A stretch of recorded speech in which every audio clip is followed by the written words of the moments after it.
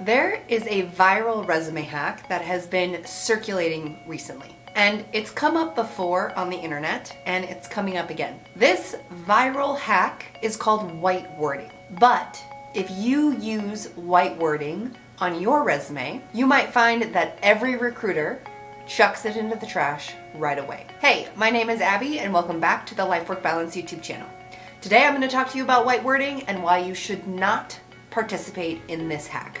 Before we jump into that, please go ahead and give this video a thumbs up if you're looking forward to learning about white wording and why you shouldn't do it. And if you haven't already, please go ahead and remember to hit that subscribe button as well as the bell so that you can receive life work balance advice delivered directly to you every Sunday. So white wording. What exactly is it? White wording is the process of copying the entire job description from a job posting, pasting it into your document, turning the text white, and making the font tiny. The idea behind white wording is to get around the ATS, or the applicant tracking system. Many organizations use applicant tracking systems these days to help them do just a first review of resumes. The applicant tracking system isn't necessarily the gatekeeper, but it is sometimes the first step to get through in order to be seen by a human. So there are tips and tricks to get through the ATS, and while this hack might work for some ATS systems because it's pulling the exact job description from the posting, the ATS then thinks that you are a perfect fit for the position, it can backfire significantly. So again, white wording was designed to outsmart ATS, which is the applicant tracking system used by an organization. The applicant tracking system is essentially a computer that does the first review of your application. It scans through your documents, it scans through your application materials, and it pulls out keywords and phrases and matches it to the job description and the job posting to recommend fit to a recruiter or a person. While you may have a greater chance of being approved by the ATS if you use this white wording hack, ultimately it shows a lack of integrity, and it will land your resume and your application in the trash when it is reviewed by a recruiter. And this hack may have worked with older versions of applicant tracking systems, but as applicant tracking systems are becoming more sophisticated, these systems can actually reveal your hidden text. So it is not a good idea to try to cheat the system and use white wording as a way to push your resume through the applicant tracking system and to be seen by a recruiter.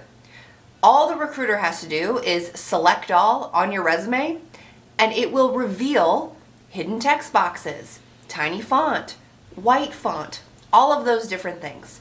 The instant that happens, you are seen as someone who is trying to cheat the system and who is not going to be a good fit for the position because you're prone to cheating and lying. So I do have 4 tips for you on how you can still get past the ATS without compromising your integrity.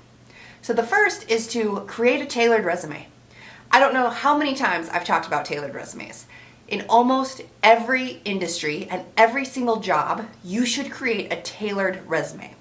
This means you're creating a resume that is specific to the job and the organization that you are applying to. This doesn't mean it will be vastly different from every other resume you've ever created. It just means it's tailored to the job and to the organization that you're applying to. If you haven't watched my video on tailored resumes, please do so next. That is the first thing that will help you get through the applicant tracking system and to be reviewed by a person. When it comes to the people who are reviewing your resume, it is also very easy to tell the difference between a tailored resume and a generic resume. Recruiters and hiring managers are more impressed and are more likely to spend time reviewing a tailored resume than a generic resume. So while it might seem like a lot of time investment that you have to put into it initially, it is well worth it. Along those same lines of tailoring your resume, in order to get through that ATS, the applicant tracking system, you will want to be sure that you're matching keywords and phrases from the job posting directly on your resume. This does not mean that you're plagiarizing the job posting or you're copying it word for word. This does mean that you're taking those keywords and those key phrases and you're plugging them into your resume where it makes sense. If an applicant tracking system is being used, it will search for those keywords and phrases. And each time you have a keyword or phrase that gets pulled up, Those are points that go towards you when it comes to the overall review by the applicant tracking system. Recruiters and hiring managers will also be looking for these keywords. They may not be looking for the exact identical word, but variations of it. So you will want to make sure that you use keywords and phrases in order to stand out not only through the applicant tracking system process, but also when your resume is reviewed by a human. When it comes to those keywords and phrases, you want to make sure that you're using acronyms as well as spelling out the full words associated with those acronyms. So for example, if I was using the phrase ATS in my resume, I would want to say ATS, parentheses, applicant tracking system. That way, those keywords and phrases of both the acronym and the words spelled out will be triggered by the system and will stand out to the recruiter and the hiring manager. So don't just rely on acronyms, and also don't feel the need to spell everything out and only spell things out.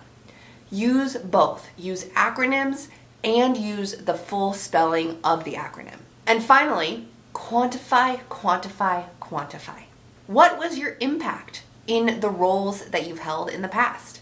You will want to quantify your experience to demonstrate the impact that you had while working in that role or working with that organization. For example, if you led a team, how many people were on that team? If you were able to cut costs, by how much were you able to cut those costs? If you were able to complete a project before the deadline, how far before the deadline were you able to complete the project?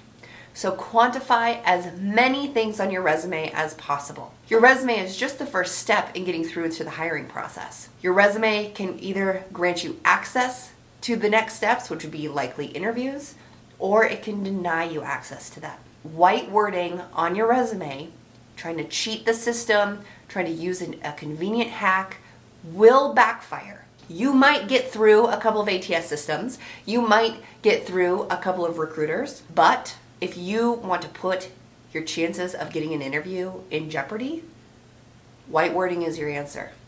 Most people I know do not want to take that chance and do not want to take that risk. So do not put yourself in that position to where your integrity would be questioned, where you could be seen as someone who would lie and cheat in the job, and put yourself in a position where you won't even get a call for an interview. White wording is something that has been around for a while, and you may have considered using it in the past, and you may have even tried it in the past. My advice is to not even consider using it in the future. Take the time to create a tailored resume, take the time to quantify your experience, plug in those keywords and phrases, and maybe even work with a career coach like me who can help you with that tailored resume process. A great resource that you may want to consider using is JobScan. JobScan is an ATS resume scanner tool. You will essentially copy and paste the job posting into JobScan, and then you will also enter your resume. JobScan will then compare your resume to the job posting, and it will give you a summary of how well your resume compared to the job posting. This is a good free way to see how your resume will stand up to the ATS process, and hopefully it gives you the confidence to be sure that your resume will be able to make it through to be reviewed by a human before it gets kicked out by the computer. So if you found this video helpful, please go ahead and give it a thumbs up. If you have any questions, comments, thoughts, or ideas on this process, please go ahead and put them in the comments box below. I love receiving comments. I respond to each of them individually. So if you do leave me a comment, I'll get back to you as quickly as I can. If you haven't already, please remember to go ahead and hit that subscribe button as well as the bell so that you can receive life-work balance advice delivered directly to you every Sunday. Thanks, and I'll see you next week.